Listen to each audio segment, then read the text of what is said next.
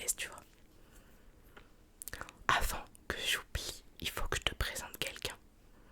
Non, ce n'est pas quelqu'un dans ce sens-là. Je vais te présenter quelqu'un. Il s'appelle Samuel et il est tout nouveau chez moi. Regarde. C'est Samuel le caribou. Regarde. C'est un étranger pour l'instant. Il arrive tout droit du Canada, le pauvre, il est encore perdu. Il est tout doux. Et il est déjà paré pour l'hiver, avec son manteau et son chapeau. Je sais pas comment ça s'appelle. Bon, même si pour l'instant il fait encore assez chaud. Mais j'ai l'impression qu'il a jamais chaud, lui, hein, Samuel. Il avait très hâte de te rencontrer.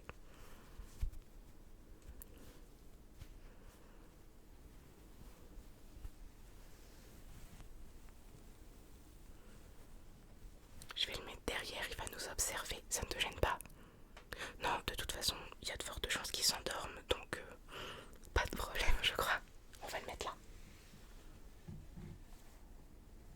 Voilà, n'est-il pas beau? Et j'ai une nouveauté pour toi. J'ai allumé une bougie. J'espère que tu as remarqué l'effort. En fait, pour ce que je te prépare ce soir, je voulais une ambiance plus cocooning, tout ça. Du coup, j'ai retrouvé une bougie et je l'ai allumée. J'espère que c'est une bonne idée. Tu me diras si ça te plaît. Du coup, pour ce soir, pour te déstresser de ta rentrée, de ta nouvelle semaine, de ton emploi du temps, de tes camarades, je ne les connais pas, j'ai décidé de te lire quelque chose. Alors, avant toute chose, je suis très très mauvais lecteur. C'est-à-dire que je lis dans mon coin très vite. Du coup, quand je dois lire aux autres, je bafouille un peu et j'aime faire des remarques. Ça ne te gêne pas? Non, c'est cool, il n'y a pas de souci. Je ferai de mon mieux pour que ce soit parfait pour toi. J'espère que ça te plaira, tu me diras. Alors, pour ce soir, j'ai décidé de te lire un gros livre. T'inquiète, je vais pas tout lire. J'ai choisi ça.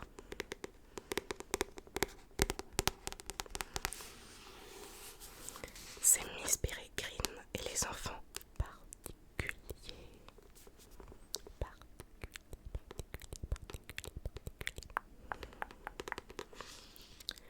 T'as dû en entendre parler via le film de Tim Burton. Eh bien, sache que le film, c'est même pas un huitième de tous les livres. Parce qu'il y a 3 tomes de ce truc. Regarde, c'est joli. Là, j'ai le premier tome. Il y a les 2 autres derrière moi. Ça fait à peu près 1800 pages, les 3 tomes. Je les ai lus relativement vite. Mais je me suis dit que tu devais pas connaître, alors je vais t'en lire un petit bout. Ça te va? C'est top.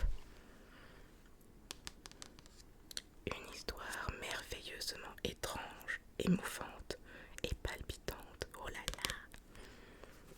Je vais être honnête, ça fait longtemps que je les ai pas relus. Donc je ne sais même pas de quoi ça parle en fait. Alors, on va essayer de prendre une page bien. Je me suis levée de bonne heure pour partir avant le réveil de papa, afin d'éviter un autre sermon.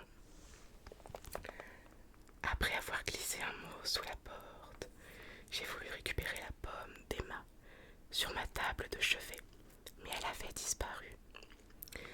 J'ai regardé par terre et j'ai découvert des moutons de poussière et un curieux objet en cuir, gros comme une balle de golf. Je commençais à me demander qui avait bien pu la voler. Quand j'ai réalisé que le truc en cuir était la pomme qui avait pourri pendant la nuit. Elle s'était flétrie et desséchée à un point ahurissant, à croire qu'elle avait passé un an dans une machine à déshydrater. Quand j'ai voulu la ramasser, elle s'est désintégrée entre mes doigts comme une petite motte de terre. Je me suis frotté les mains et je suis sortie, pensif. Dehors, il pleuvait des cordes. Heureusement, j'ai rapidement laissé le ciel gris derrière moi pour rejoindre le soleil de la boucle, de la boucle, de la boucle. Cette fois, aucune jolie fille ne m'attendait à la sortie du cairn, ni personne d'ailleurs. J'étais déçue, mais j'ai tenté de me raisonner.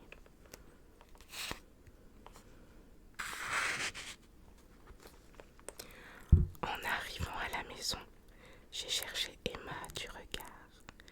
Miss Peregrine m'a interceptée dans le hall d'entrée. J'aimerais vous dire un mot, Monsieur Portman. Elle m'a précédée dans la cuisine, où j'ai découvert les restes du petit déjeuner somptueux que j'avais manqué. J'avais l'impression d'être convoquée dans le bureau du proviseur au lycée. Miss Peregrine s'est adossée contre la grosse cuisinière. « Est-ce que vous appréciez notre compagnie ?» J'ai répondu par l'affirmative. « Très bien. » Son sourire a disparu. « J'ai appris que vous aviez passé un après-midi agréable avec plusieurs de mes pupilles hier et que vous avez eu une conversation animée. C'était génial, ils sont tous très sympas. » J'ai essayé de garder un ton détaché, mais je devinais qu'elle m'attendait au tournant. « Comment décririez-vous votre discussion ?» a-t-elle enchaîné. J'ai rassemblé mes souvenirs. Je ne sais pas. On a parlé de nombreux sujets, de la vie ici et là d'où je viens. Là d'où vous venez? Oui. Trouvez-vous judicieux de discuter des événements du futur avec des enfants du passé? Les enfants, vous les considérez vraiment ainsi? J'ai regretté mes paroles à la seconde où elles franchissaient mes lèvres. C'est ainsi qu'ils se considèrent eux-mêmes, m'a-t-elle rétorqué. Comment les définiriez-vous? Oh, je crois que j'ai mal prononcé le mot. Attends. Définiriez-vous? C'est beaucoup mieux. Je reprends, excuse-moi. Vu son humeur, j'ai décidé de ne pas jouer sur les mots. Comme des enfants. Effectivement. Et donc, pour en revenir à ma question, trouvez-vous judicieux de discuter de l'avenir avec des enfants du passé? Elle avait ponctué sa phrase en tapotant la cuisinière de la main. Non, ai-je hasardé.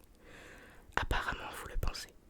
Je le sais, car hier soir au dîner, Hugues nous a régalé d'un exposé fascinant sur la technologie des télécommunications au XXIe siècle.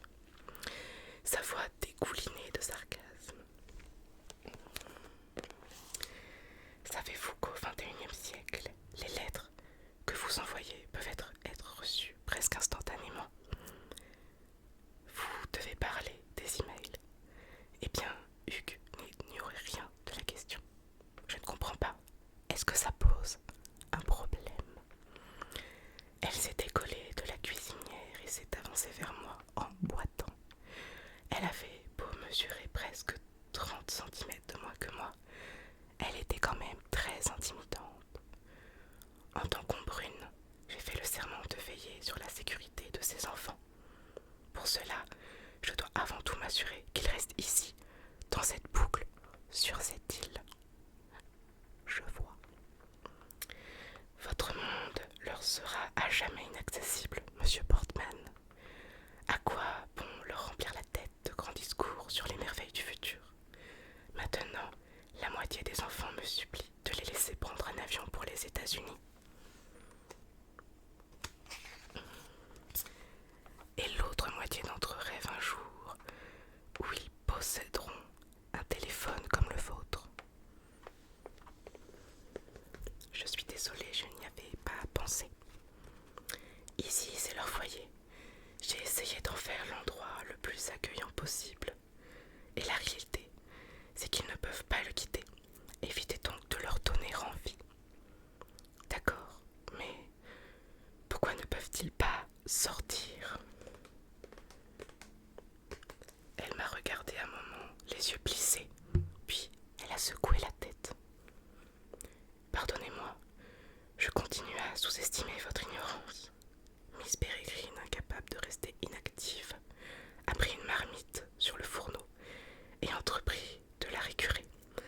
Je me suis demandé si elle éludait ma question ou si elle réfléchissait à la façon de formuler sa réponse pour la mettre à la portée de mon esprit borné. Lorsque la casserole a été propre, elle l'a reposée vigoureusement avant de lâcher.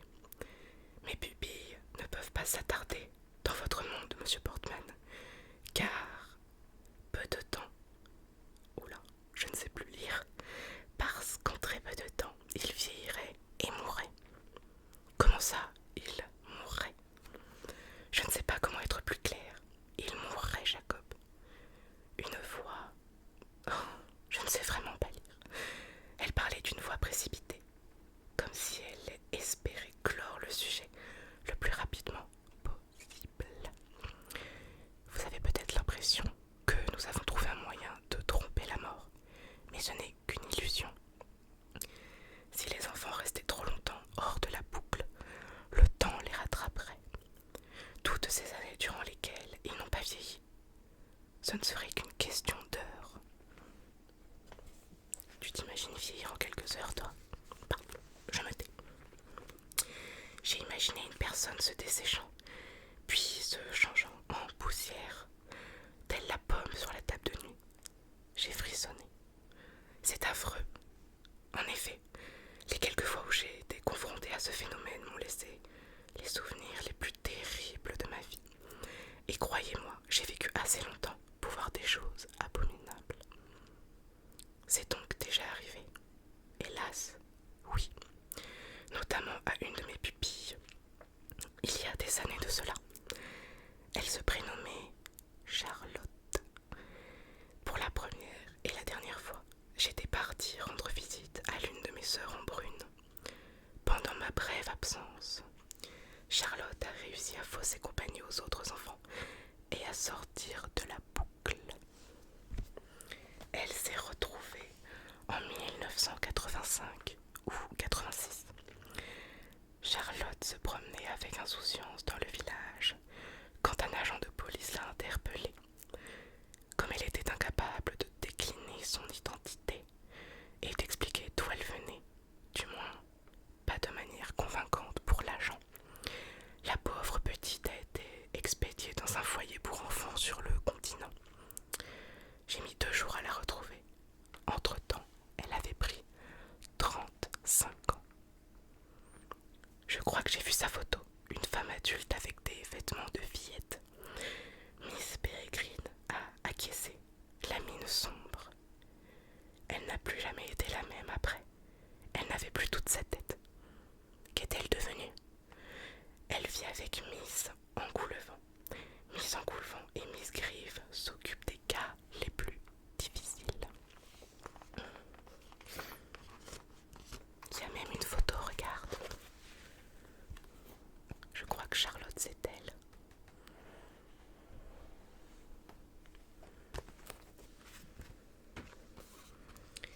Mais les enfants ne sont pas confinés sur l'île, n'est-ce pas?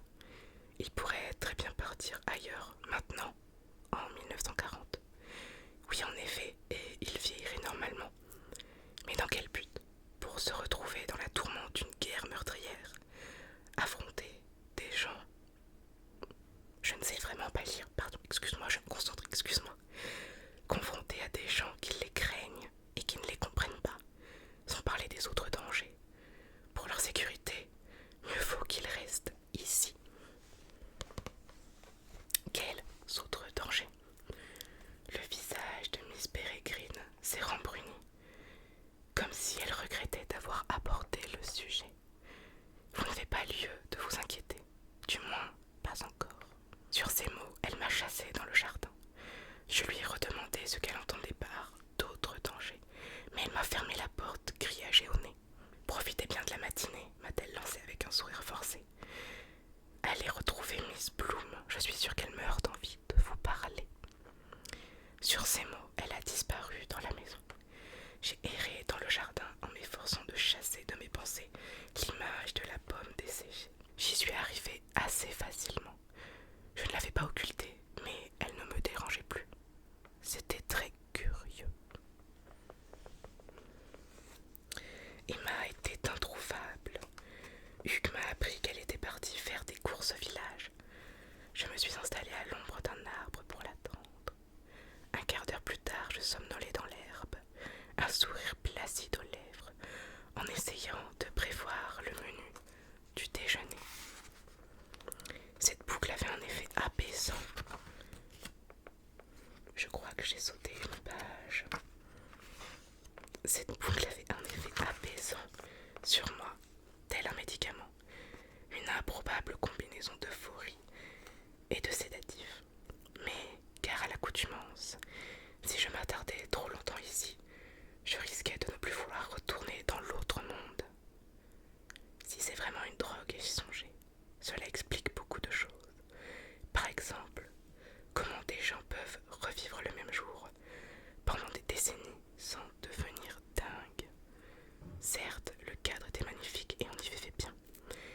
Mais si chaque jour était exactement semblable au précédent, et si, comme l'avait affirmé Miss Peregrine, les enfants ne pouvaient pas sortir, cet endroit n'était pas seulement un paradis, c'était aussi une prison. Ce confort avait quelque chose d'hypnotisant. On pouvait mettre des années avant de se sentir captif. Et alors, c'était trop tard. Le quitter devenait trop dangereux. En effet, ce n'est même pas la question de choix. On restait, et c'est plus tard, des années plus tard, qu'on commençait à se demander ce qui serait arrivé si on s'était enfui. Je crois que je vais m'arrêter là pour l'instant. Tu me diras si tu veux la suite plus tard, ce sera un plaisir de te la lire. Je te lirai la fin du chapitre si tu veux. Je ne le finis pas car il est très long. Et je pense que tu